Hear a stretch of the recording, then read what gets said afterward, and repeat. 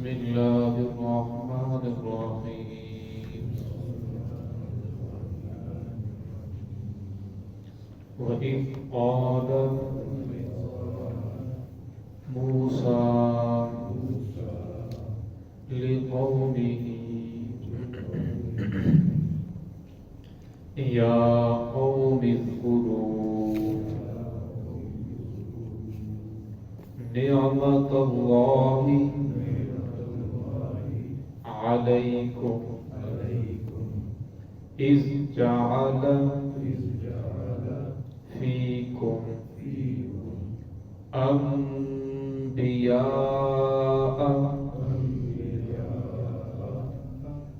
وجعلكم ملوكا وآتاكم ما لم يؤت أحدا من العالمين. يا قوم ادخلوا الأرض المقدسة التي كتب الله لكم ولا ترتدوا على أدباركم فتنقلبوا خاسرين. قالوا يا موسى إن فيها قوما جبارين وإنا لن ندخلها حتى يخرجوا منها فإن يخرجوا منها فإنها داخلون. بسم الله الرحمن الرحيم. وإذ قال موسى لقومه يا قوم اذكروا نعمة الله عليكم إذ جعل فيكم أنبياء وجعلكم ملوكا وآتاكم ما لم يؤت أحدا من العالمين. يا قوم ادخلوا الأرض المقدسة التي كتب الله لكم فلا ترتدوا على أدباركم فتنقلبوا خاسرين. قالوا يا موسى إن فيها قوما جبارين وإنا لن ندخلها حتى يخرجوا منها فإن يخرجوا منها فإنا داخلون. وإذ قال موسى जब कहा मूसा अलैहिस्सलाम ने लिकौमिही या कौमी अपनी कौम से ए मेरी कौम निज़्कुरू नियामतुल्लाहि अलैकुम याद करो अल्लाह ताला की नेमतों को जो उसने तुम करते हैं। इज़ जअला फीकुम अंबिया उसने बनाए तुमने अंबिया अलैहिस्सलाम को भेजा। वजअलकुम मुलूका और तुम्हें बादशाहत भी अता की। व आताकुम मा लम युअति अहदन मिनल आलमीन और तुम्हें वो चीजें अता फरमाई जो जहान में से किसी एक को भी जहान वालों में से किसी एक को भी नहीं अता की। या कौम इदखुल अर्दल मुक़द्दसतल्लती اے میری قوم داخل ہو جاؤ ارض مقدس میں، کتب اللہ لکم، اللہ رب العزت نے تمہارے لیے لکھ دیا ہے، مقرر کر دیا ہے، مقدر کر دیا ہے، ولا ترتدوا، اور پیٹھ نہ پھیرو، علی ادبارکم فتنقلبوا خاسرین، اور نہ لوٹو پیٹھ پھیر کر ورنہ تم لوٹو گے خسارے کے ساتھ، نقصان اٹھاتے ہوئے۔ قالوا یا موسیٰ، کہنے لگے اے موسیٰ، ان فیہا قوما جبارین، بے شک اس میں ایک ایسی قوم ہے جو بڑی زبردست جنگجو ہے،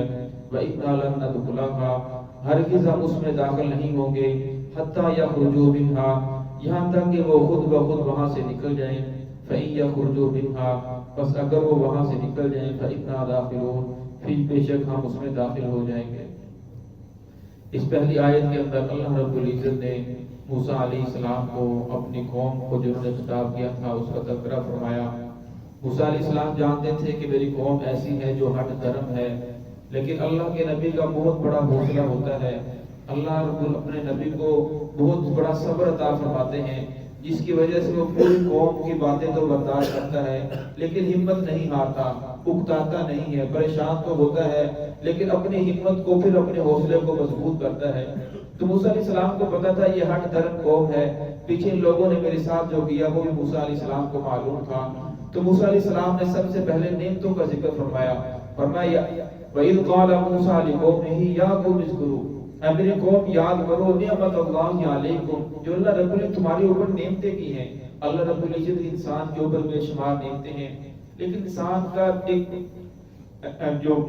مزاج ہے وہ عجیب ہے۔ 60-70 سال اللہ رب العزت کی نعمتوں کو استعمال کرتا ہے، لیکن 60-70 سال کے درمیان میں جو بیماری آ جاتی ہے اسے تو یاد رکھتا ہے، لیکن جو 60-70 سال اللہ رب العزت نے انسان کو نعمتیں عطا فرمائی اسے یاد نہیں کرتا۔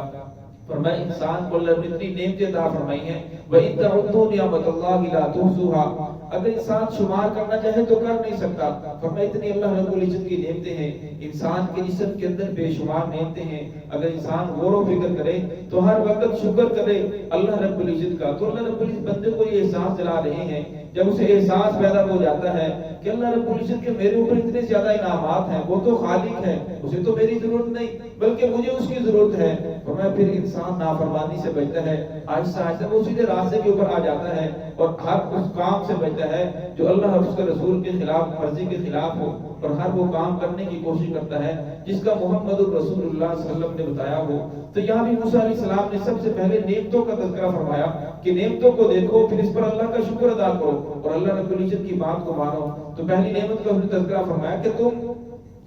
فرعون تمہارے اوپر ظلم کر رہا تھا، اللہ رب العزت نے فرعون کے شکنجے سے تمہیں نجات دی، موسیٰ علیہ السلام تمہیں وہاں سے لے کر نکلے، جب آگے چلے تو آگے بحر کلثم تھا، تو اب موسیٰ علیہ السلام نے دعا کی تو اللہ رب العزت نے پانی کو روک دیا، اب یہ اس دریا سے آگے چلے تو اللہ رب العزت نے پھر ایک میدان عطا فرمایا، تو موسیٰ علیہ السلام جب اس میدان کے اندر لے کر پہنچے جسے وادی عتیق کہا جاتا ہے، تو موسیٰ علیہ السلام نے فرمایا اے میری قوم، اللہ رب العزت نے ہمارے لیے یہ مقرر کر دیا ہے، آگے ایک وادی ہے، اس وادی کے اندر ہم جائیں گے اور لوگ مقدس ارض مقدس جسے بیت المقدس کہا جاتا ہے شام میں، تو ہم وہاں جائیں گے فلسطین، اللہ رب العزت نے تمہارے لیے مقرر کر دیا ہے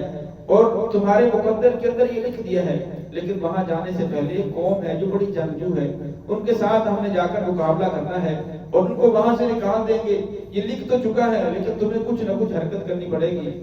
تو موسیٰ علیہ السلام نے اس سے پہلے چند لوگوں کو بھیجا، جو موسیٰ علیہ السلام 12 خاندان تھے، جو 12 سردار تھے، 12 نقیب، 12 لیڈر انہیں بھیجا، ہم کہا کہ جاؤ وہاں کے حالات کا جائزہ لے کر آؤ، لیکن آپ نے آ کر ان میں سے کسی کو بتانا نہیں، اور جب ہو گئے تو ان میں سے جو 10 تھے انہوں نے آ کر سارا بات بیان کر دی، وہ تو بڑے جنگجو ہیں، ان کا ایسا قد ہے، اور وہ ایسی ان کی ساری ڈیل ڈول ایسی بیان کی کہ وہ لوگ سن کر رونے لگے کہ ہم تو وہاں سے ہی نہ آتے، فرعون کے شکنجے کے اندر ہی رہتے، تو ہم ایسی قوم کے ساتھ کیسے جنگ کریں گے؟ تو لیکن جو ان میں سے 2 ایماندار انہوں نے سمجھایا کہ ایسی بات نہیں ہے، اللہ کی مدد تمہارے ساتھ ہے، اللہ کا حکم ہے، اللہ کے رسول فرما رہے ہیں، لہذا پریشان ہونے کی بات نہیں۔ لیکن ان لوگوں نے، آگے تذکرہ آئے گا کل کے سبق کے اندر، ان لوگوں نے وہاں جانے سے انکار کر دیا اور فرمایا اے موسیٰ ہم تو وہاں جا نہیں سکتے کیونکہ وہ تو بڑی سخت جنگجو قوم ہے۔ تو موسیٰ علیہ السلام نے پھر سمجھایا کہ اللہ رب نے تمہارے اوپر اتنے زیادہ انعامات کیے ہیں، جس مالک نے تمہیں دریا سے نکالا، پھر مالک نے تمہیں، جب اللہ نے اس بات کا انکار کیا تو اللہ رب نے 40 سال تک اس میدان سے نکلنا ان کے اوپر حرام کر دیا۔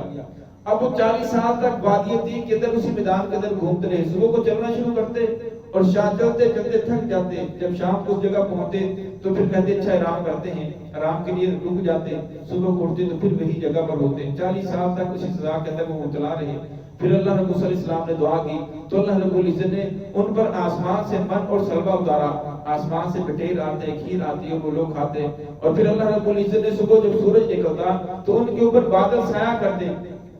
اور 6 لاکھ سے زائد ان کی تعداد تھی، پھر بادل سایہ کرتے تو پھر وہ ہمیشہ یہ کھاتے رہے، کہنے لگے موسیٰ لن نصبر علی طعام واحد فادع لنا، ہم تو ایک کھانے کے اوپر صبر نہیں کر سکتے، لہذا ہمارے لیے مختلف کھانے ہونے چاہیے، یہ ہونا چاہیے، پیاز ہونا چاہیے، لہسن ہونا چاہیے۔ تو موسیٰ علیہ السلام نے پھر دعا کی تو پھر اللہ رب العزت سلوہ ان کے اوپر سے بند کر دیا۔ تو طرح طرح کے موسیٰ علیہ السلام کو تکالیف دیتے رہے، لیکن موسیٰ علیہ السلام پھر سمجھاتے رہے کہ جس مالک نے تمہارے اوپر اتنے زیادہ انعامات کیے ہیں، 4000 کے قریب انبیاء اللہ رب العزت نے ان لوگوں کے اندر بھیجے، لیکن وَيَقْتُلُونَ الْأَنْبِيَاءَ بِغَيْرِ حَقٍّ، ان لوگوں نے انبیاء کو بھی قتل کیا، انبیاء کے ساتھ ظلم و زیادتیاں کی۔ تو موسیٰ علیہ السلام پھر بار بار سمجھاتے رہے کہ اللہ رب العزت تمہیں بادشاہ عطا کی، انبیاء کو بادشاہ عطا کی۔ موسیٰ یوسف علیہ السلام تھے، اللہ رب العزت نے نبوت بھی دی اور آخری عمر کے اندر بادشاہ بھی عطا فرمائی۔ سلیمان علیہ السلام کو نبوت بھی دی، بادشاہ بھی عطا فرمائی۔ داؤد علیہ السلام کو نبوت بھی دی، بادشاہ بھی عطا فرمائی۔ تو فرمایا اللہ رب العزت اتنے زیادہ انعامات ہیں،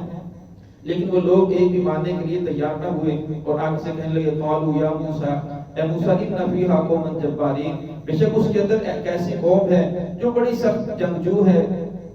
اِنَّا لَن نَدْخُلَهَا، ہرگز ہم اس کے اندر داخل نہیں ہوں گے، حَتَّى يَخْرُجُوا مِنْهَا، یہاں تک کہ وہ خود بخود اس سے نکل جائیں، فَإِن يَخْرُجُوا مِنْهَا، پس اگر وہ اس سے نکل گئے، فَإِنَّا دَاخِلُونَ، پھر ہم اس کے اندر داخل ہو جائیں گے۔ تو اللہ کے نبی نے بار بار سمجھایا یہ صرف ان کی بزدلی کی دلیل نہیں، بلکہ یہ ایک اللہ اور اس کے رسول کی بہت بڑی نافرمانی بھی ہے کہ ان کا ایمان کامل نہیں تھا۔ اتنی زیادہ نعمتیں دیکھنے کے بعد آنکھوں سے دیکھا فرعون غرق ہو رہا ہے، اللہ رب نے پانی سے سمندر سے پار کیا، دریا سے، لیکن اتنی نعمتیں کے دیکھنے کے باوجود پھر بھی وہ لوگ ایمان لے کر نہیں آئے اور اللہ اس کے رسول کی نافرمانی کی۔ اور فرمایا جو بھی قوم اللہ اس کے رسول کی نافرمانی کرتی ہے پھر اللہ رب العزت کی پکڑ آتی ہے۔ قرآن پاک کوئی تاریخ کی کتاب نہیں ہے کہ لوگوں کے واقعات بیان کرے، بلکہ جتنے بھی واقعات بیان کیے جاتے ہیں یہ عبرت کے لیے ہے۔ پہلے لوگوں نے یہ وعدے توڑے، یہ نافرمانیاں کی، تو ان کے اوپر یہ پکڑ آئی، اس وجہ سے وہ قوم ہلاک ہو گئی۔ تو ایسا نہ ہو تم بھی ان وعدوں کو توڑو، اللہ رب العزت کی نافرمانی کرو، تم پر بھی اللہ رب العزت کی پکڑ آ سکتی ہے۔ تو ہے کہ اللہ رب العزت ہمیں دین کی صحیح سمجھ عطا فرمائے، صراط مستقیم پر چلنے کی توفیق عطا فرمائے۔